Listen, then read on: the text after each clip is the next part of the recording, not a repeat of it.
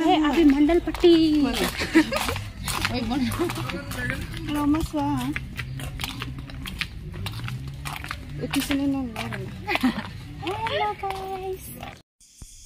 Hello friends अस्सलाम वालेकुम। आज आमी गई आसो स्कूলৰ পৰা লগৰ এজনী ঘৰলৈ। তাই মানে গমেই নাপায় আমি আহিছোঁ বুলিকে। সো এটা সৰু সুৰা সাৰপ্ৰাইজ। তাই ঘৰত মানে ছোৱালীজনীক স্কুলত থৈ তাই ঘৰত আহে, কাম বন কৰি মেলি ভাত চাত বনায়, তাৰ পাছতহে আনিব যায়। কাৰণ আমাৰ এটা ল'ৰা ছোৱালীবোৰ সৰু হৈ আছে, LKG সোনকালে 12টাতে ছুটি দি দিয়ে। সো সেইটো কাৰণে আমি সিমান দেৰিলৈকে যাৰ ঘৰ ওচৰত আছে সেইটোতো কৰি মেলি আহি যাব পাৰে ন, ভালেই। তো আমি গৈ আছোঁ তেহেঁতৰ তাই ঘৰলৈ। তাৰ পাছত এতিয়া গৈ পোৱা নাই, এই দোকানখনৰ বেক চাইডে সিহঁতৰ ঘৰটো। আৰু এই জেগাডোখৰ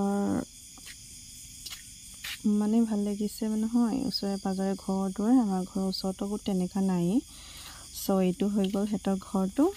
আৰু এইটো দেখিছে ইমান ডাঙৰ ডাঙৰ লিফ মানি প্লান্ট হয়, গছত যদি বগাই নহয় মানি প্লান্টৰ পাতবোৰ মানে বহুত ডাঙৰ হৈ যায়।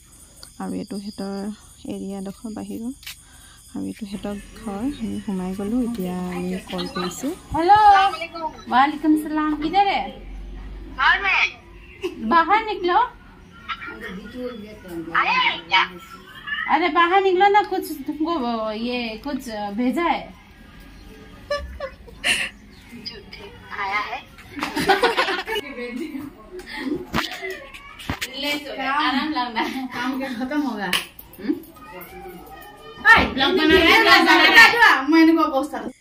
চ' গৈ আমি তিনিজনী অলপ দেৰি ফেনৰ তলত বহিলোঁ, কাৰণ বহুত গৰম আছিলে। তাতে 2-3 কপিমান চেলফি উঠালোঁ, দুইজনী বগা বগা, মইহে কোলা মোলা।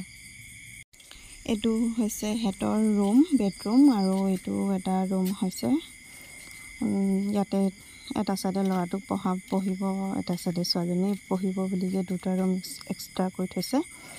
তাৰ পাছত বেডৰুমৰ পৰা ওলাই আহি তেহেঁতৰ বাহিৰৰ এইটো বেক চাইডে বাথৰুম আছে, আৰু মেচিন চেচিন থৈছে, তাতে কাপোৰ কানি ধুই মেলে। আৰু সেইফালৰ পৰাই পিছফালে এইটো প্ৰথমতে কিটচেন ৰুমটো আছে। কিটচেনৰ পৰা অৱস্থাই নাইকিয়া, তাই মোক পূৰা গালি পাৰিছে, নকৰিবা না ভিডিঅ' নকৰিবা। মই বাদ দিয়া বোলো। এইটো সিহঁতৰ কিটচেনৰ পৰা দেখা যায় অংগনবাদী স্কুল।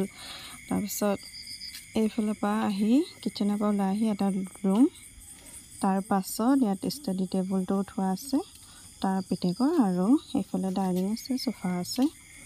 বাছ ইমানেই। ভাল লাগিলে ঘৰটো। খালি তাই গম নাপালে কাৰণে খুব গালি পাৰি আছিলে আৰু ভিডিঅ' নকৰিবা বুলি। তথাপিও মই মনে মনে কৰি ল'লোঁ।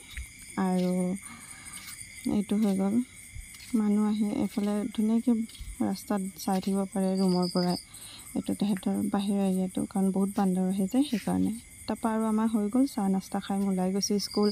বহুত স্পীড গৈছোঁ কাৰণ আমাৰ টাইম বহুত লেট হৈ গ'ল, 12টা বাজিব হৈ গ'ল সেইকাৰণে, কাৰণ এতিয়া ছুটি দিব। আৰু বাকী দুজনী আগতে গুচি গ'ল, আমি পিছে পিছে গৈছোঁ। আৰু আমি এতিয়া গৈ পামেই। স্কুলৰ পৰা ডাইৰেক্ট মই ঘৰ আহিলোঁ কাৰণ মোৰ পাৰ্চেল এটা অহা কথা আছিলে। মই আহি গ'লোঁ। পাৰ্চেলটো ফ্লিপকাৰ্টৰ পৰাই লৈছোঁ। 444 লৈছে ইয়াৰ প্ৰাইচটো, কিন্তু ইয়াৰ দেখিছে নহয় অৱস্থা কি।